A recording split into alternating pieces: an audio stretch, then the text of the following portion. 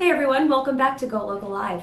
I'm Ava Gaudette, and up next, right here in the Navigant Credit Union Broadcast Center, I have the Executive Director of Island Moving Company. They're a Newport, Rhode Island-based dance company, and they're going to be doing a festival that is so unique that I'm really excited to talk about it.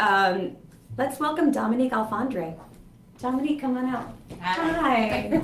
Thank you so much for being here today. Nice to see you. Great. Thanks for inviting us. Yes, of course.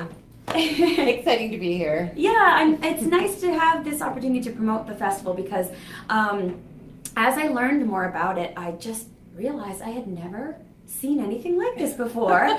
And there is anything like this. Yeah, it's so cool.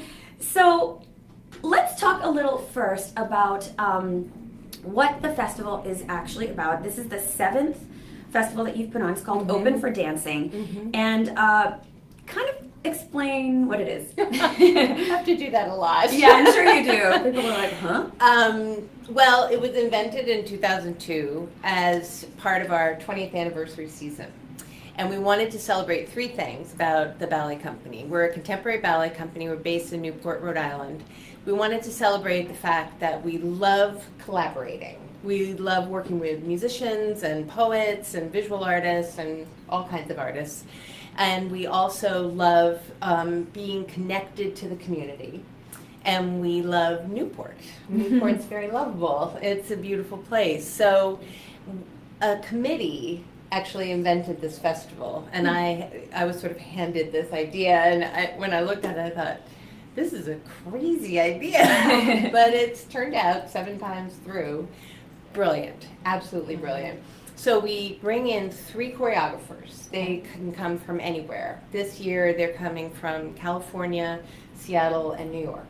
And they come in the spring, and this is my favorite part. I throw them in the car and we drive around Newport and we look at landscapes. And some buildings, but mostly landscapes. Because Newport, when you really look at it, it has a lot of varied landscapes. It has lawns, it has rocks, it has beaches, it has architecture, certainly. And they choose a site. And then as we're talking, they also talk about what kind of collaborating artists they'd like to work with. You know, do they want to work with a musician? Do they want to work with live drumming? Do they want to work with wanted to work with a chef? So then I try to connect them. I like to connect them with a local artist, but sometimes they bring in, you know, they say, I'm really deep into this collaboration with this composer. I'm going to work with him. So we settle that. Then over the summer, the collaborating artist and the choreographer sort of work on it, think about it, decide what they want to do. They're going to make a 15 to 20 minute dance.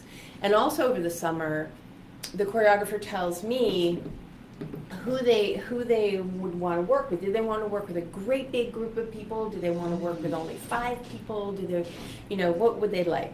So over the summer, we asked people to sign up to participate in Open for Dancing and accept. And these are the people that we're going to be doing the choreographed dance that they come up with.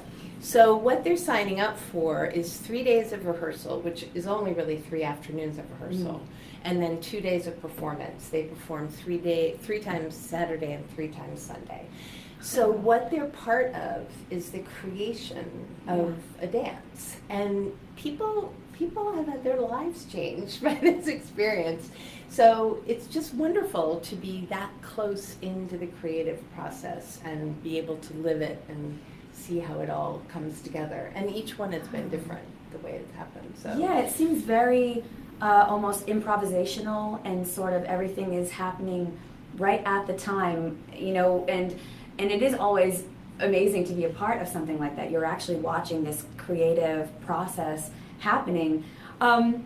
So for the people who are going to be participating in the choreography, do they have to be professionals? Is there like an audition process? There's no audition. Sign up? All you have to do is sign up. We place our professional dancers at the sites also. So sometimes it's different every year, but this year they're evenly spread among the 3 sites. And then the participants are their students. They're people who may be used to dance. They danced in college. They loved it. They want to get back to it. They're a lot of them are what I like to call the Pilates ladies. You know, they're very physical. You know, they're in yoga every morning, and that physical life is part of their life. And so anybody can. And then of course the choreographers sometimes say to me, "Oh, I need an 80-year-old woman. Can you find me an 80-year-old woman?" Or they say, I need someone one time who looks like a gnome, you know. Great. So anyone can be in it, and then they are working in that process with the choreographers. And it's actually a choreographed dance. It ends up, it's the same. Each 6 times it's the same dance. The light changes. The mood changes, things change, but it is a choreographed dance. So. Yeah, and I noticed on your website you have some videos of past festivals and the way these choreographers are really utilizing the space that they choose. Whether it's, like you said, a lawn on a cliff with the ocean in the background, or one was like on a tennis court. Yeah. And they were dancing over the net. I mean, it was just fascinating. Yeah, it's great, and it's really fun to be an audience too, because some of the dances are set up. They're sort of almost filmic. They're like you're in a place and you're seeing this beautiful, maybe the ocean or a huge lawn or a beautiful tree or something like that, and you're watching this thing unfold. And some of them are very experiential. Some of them, there was one that was in a yew forest, which I didn't know what a yew forest was before, but at the Norman Bird Sanctuary, there was a yew forest, and the branches come up from the ground like that. So there's millions of trees just going like that. So the audience was like creeping through it was a sort of a fairy tale. That's what we had the gnome for. Oh, and casting call for a gnome. You were going through for the audience. It was a whole experience too. So wow. Okay, it's so all different. Tell me a little bit about how the audience gets to appreciate this. So do they get to watch rehearsals, or is it like the rehearsals sort of happen and then you can be in? Everything about Open for Dancing is open. Cool. So people are welcome to come to the sites. Tomorrow it's going to be tricky. We have our house guest Jose in town, so the rehearsals have been all moved inside. But on Thursday and Friday, in the afternoon at each of the sites, the choreographers will be working with the dancers and the musicians, or there's singers this year, and there's a costumer. So she's going to be there, probably madly working at the last moment. But yes, the rehearsals are open. Then there's master classes people can come to. There's yoga in the morning. There's on the weekend, there's something we call the Phantom Limb, which this year is 3 students from Rhode Island College, and they're the director of the program, and they do improvisations all through Bowen's Wharf.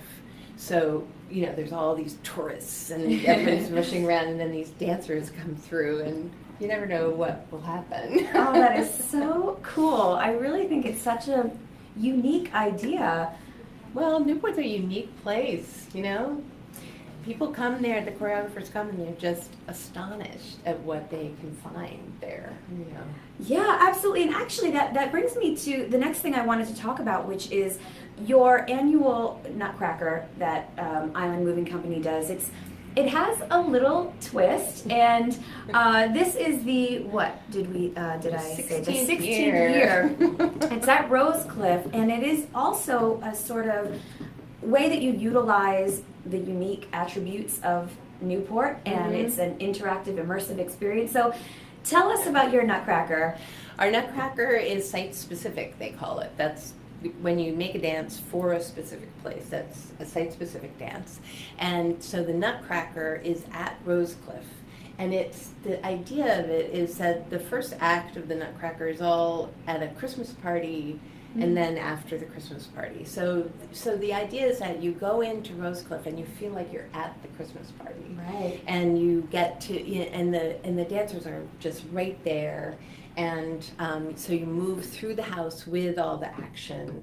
and the battle between the mice and the soldiers takes place on that amazing staircase. And then in the second act, the Land of the Sweets, everybody's sitting in pretty cafe tables in Rosecliffe's stunning ballroom, and the Chinese and the Spanish and the sugar plum. that thing happens. But so you feel like you're right there. Yeah. And people love it. We had last year we had people from 19 states came to our Nutcracker. Oh my goodness. And we only have about 1,400 people in the audience because we can only have 100 people.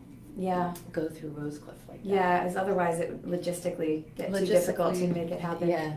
It's great because, I mean, let's face it, every dance company across the world does the Nutcracker at Christmas time. But it's nice to have this experience of, those mansions in Newport are spectacular and they're so unique to Rhode Island, and to be able to utilize it in that way is really unique and special. Yeah, it's really wonderful, and we, it's the Preservation Society is a great partner to let us do this thing. But on the other hand, the way people experience the mansion is great for them too, and they know that. They've said that. Yeah. It's a great two-way street.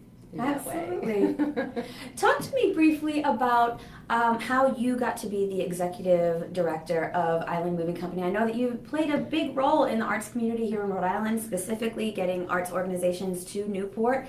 So I'm sure that it's a long story, but if you could, briefly. It's a really long story because I came at the beginning. So what is it, 35 years? 35 years. Yeah. And when I came, my husband and I moved to Newport, and I had been working at the Brooklyn Academy of Music and for a dance company before that.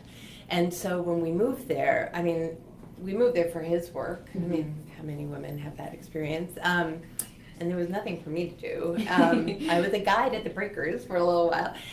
But then they were starting this company, and I thought, wow, I know how to run a dance company. So I approached them, and they didn't have any money. So I started out on the board, and then I started producing the shows, and then I frankly found myself some money to pay myself. Perfect. And that was the beginning of it. Yeah. And 35 years later, it's it's a big organization. It has dancers on salary, and not a lot wonderful. Not a lot of arts performance companies can say that. Never mind, nonprofit organizations. Yeah, so that's saying a lot. Yeah, it's great. It's really wonderful. Thanks. Yeah, it's really cool. So, Open for Dancing, it starts tomorrow. And rehearsals start tomorrow. Performances are this weekend. You can get the information from your website, which is Island Moving Co. I'm like, it's the letters and I never can get them right. islandmovingco.org. And the Nutcracker is coming up this holiday season. Thank you, Dominique, so much for being here today.